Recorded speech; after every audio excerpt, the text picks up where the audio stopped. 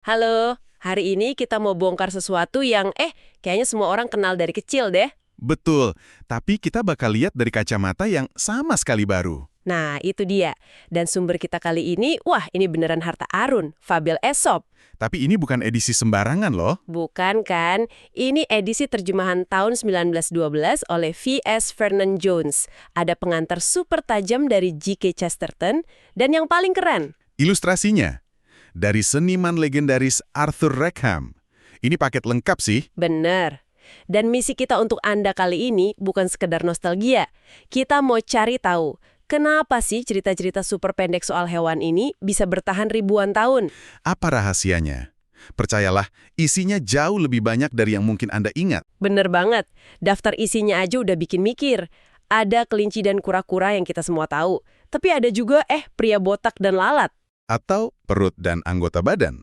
Ini jelas lebih dari sekedar dongeng anak-anak kan? Jelas. Oke, langsung aja kita mulai. Pertanyaan paling dasar dulu deh. Aesop ini, siapa sebetulnya? Dia beneran ada? Nah, ini langsung masuk ke bagian yang paling menarik menurut pengantarnya Chesterton. Oke. Kemungkinan besar, Aesop itu memang ada.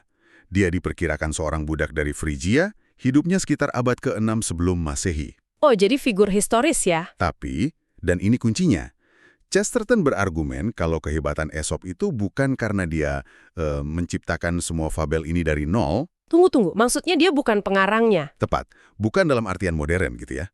Chesterton melihatnya lebih sebagai seorang, kurator ulung. Kurator. Iya, pengumpul. Bayangin deh, fabel-fabel ini kayak kearifan rakyat. Cerita-cerita yang udah beredar dari mulut ke mulut, nggak ada nama pengarangnya. Jadi semacam kebijaksanaan kolektif gitu. Persis. Dan Aesop adalah orang yang punya kepekaan buat ngumpulin itu semua, merapihkannya, dan memberinya bentuk. Jadi fabel ini sebenarnya milik kita semua, milik umat manusia. Wow, itu mengubah cara pandang banget sih. Jadi dia bukan Shakespeare-nya dunia fabel. Bukan. Dia lebih kayak editor genius yang nyusun the greatest hits of human wisdom. Analogi yang pas. Dan Chesterton bahkan bikin perbandingan yang menarik banget. Apa tuh? Dia menyamakannya dengan Uncle Remus. Oh, figur budak bijak dari cerita rakyat Amerika itu kan? Betul, keduanya kan sosok yang seolah-olah nggak penting di masyarakatnya, tapi justru jadi penyimpan kebijaksanaan yang paling murni. Jadi, bagi Chesterton, Aesop sebagai fakta sejarah mungkin detailnya fiksi, tapi Aesop sebagai sebuah ide itu fakta. Tepat. Ide bahwa ada satu sosok yang menanggung beban buat ngumpulin cerita-cerita ini. Oke, menarik banget. Kalau gitu ini membawa kita ke pertanyaan yang lebih besar lagi. Kenapa harus hewan? Kenapa bukan manusia aja yang jadi tokohnya? Nah, disinilah letak kejeniusan mutlak sebuah fabel menurut Chesterton. Fabel yang bagus itu tidak bisa pakai manusia, Loh, kenapa gitu? karena karakter hewannya harus bersifat impersonal, dingin, kaku, persis kayak bidak catur. Bidak catur. Maksudnya gimana tuh? Gini, di dunia fabel, singa itu akan selalu lebih kuat dari serigala. Itu hukum alamnya. Sama pastinya kayak 4 itu 2 kali lipat dari 2. Oke. Rubah akan selalu licik.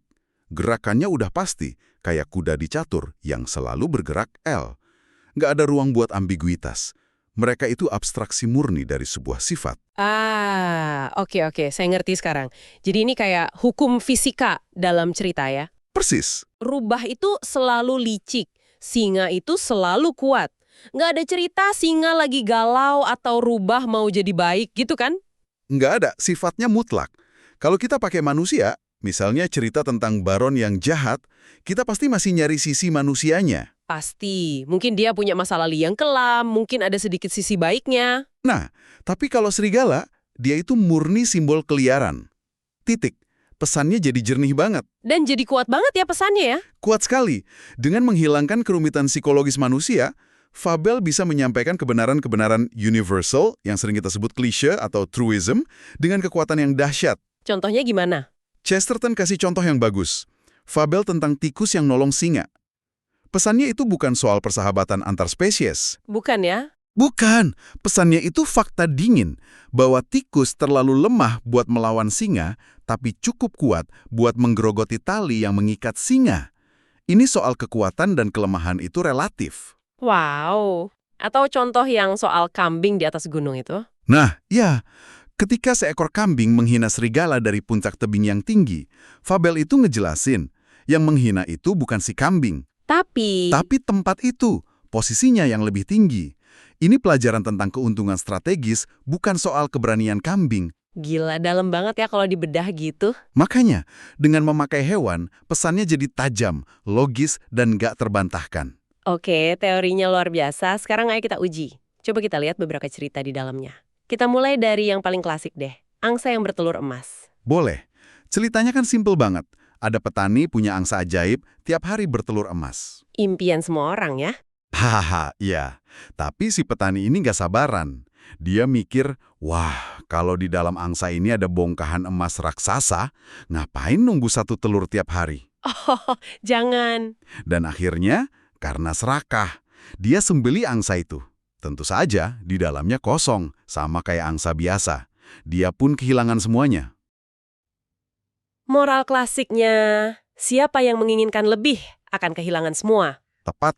Dan kalau kita pakai kacamata Chesterton tadi, ini bukan cerita soal psikologi keserakahan, ini demonstrasi matematis. Iya, betul. Kalau Anda hancurkan sumber produksi demi keuntungan sesaat, Anda bakal kehilangan segalanya. Titik. Dan itu, wah, itu relevan banget sama dunia sekarang kan? Banget. Kayak perusahaan yang ngejar target kuartalan sampai ngerusak karyawannya. Atau eksploitasi alam, itu kan persis angsa yang bertelur emas dalam skala besar. Tepat sekali. Sekarang, gimana kalau contoh yang mungkin kurang familiar? Anda tadi nyebut anjing di dalam palungan. Iya, judulnya aja udah aneh. Gimana ceritanya? Simpel juga. Seekor anjing tidur di dalam palungan, tempat makan ternak yang isinya jerami. Oke. Lalu datanglah seekor lembu yang lapar, mau makan jerami itu. Si anjing yang kebangun langsung nyalak dan menggeram. Nggak ngebolehin lembu itu mendekat. Padahal anjing kan nggak makan jerami. Nah, itu dia poinnya. Si lembu pun bilang, betapa egoisnya kamu nggak makan jerami itu, tapi kamu juga nggak ngebolehin aku yang kelaparan buat makan. Jadi ini asal-muasal istilah dog in the manger itu. Betul. Ini tentang orang yang ngalangin orang lain nikmatin sesuatu, padahal dia sendiri nggak bisa atau nggak mau pakai. Wah, ini terjadi di mana-mana. Di mana-mana. Di kantor, mungkin ada manajer yang nggak setuju proyek bagus dari tim lain, cuma karena bukan dia yang ngusulin. Atau di medsos, orang yang ngeritik karya orang lain habis-habisan, padahal dia sendiri nggak pernah bikin apa-apa. Persis. Dan sekali lagi, karena ini tentang anjing dan lembu, pesannya jadi universal. Bukan soal karakter spesifik, tapi soal pola perilaku yang abadi. Menurut Chesterton, ada benang merahnya nggak sih dari ratusan fabel ini? Ada. Menurutnya, kalau ditarik, semua fabel ini sebenarnya bermuara pada satu moral agung. Apa itu? Bahwa kesombongan pada akhirnya akan selalu membawa kejatuhan. Selalu? Selalu. Jangan pernah merasa terlalu pintar atau terlalu unggul. Karena keunggulan itu seringkali cuma kebetulan. Kayak si kambing yang kebetulan lagi di atas gunung. Bener juga. Merasa superior karena hal itu adalah sebuah kebodohan. Dan ini kelihatan di mana-mana kan. Pemilik angsa emas sombong, akhirnya kehilangan segalanya. Kelinci sombong, akhirnya kalah. Itu benang merahnya. Dan kita harus tekenin lagi nih, sumber yang kita bedah ini bukan sekedar kumpulan teks. Edisi dari Project Gutenberg ini adalah pengalaman utuh. Betul. Tadi kita udah bahas dalamnya analisis J.K. Chesterton, tapi ada satu elemen lagi yang bikin edisi ini super istimewa. Ilustrasi dari Arthur Rackham. Iya. Arthur Rackham ini seorang maestro. Ilustrasinya baik yang berwarna maupun hitam putih, itu benar-benar magis. Bikin ceritanya jadi hidup dengan cara yang beda ya? Beda banget. Gayanya itu khas, kadang agak kelam, penuh detail-detail aneh. Ini ngasih dimensi baru pada fabel yang kita kira udah kita kenal. Bisa kasih contoh spesifik? Tentu. Ambil contoh singa dan tikus.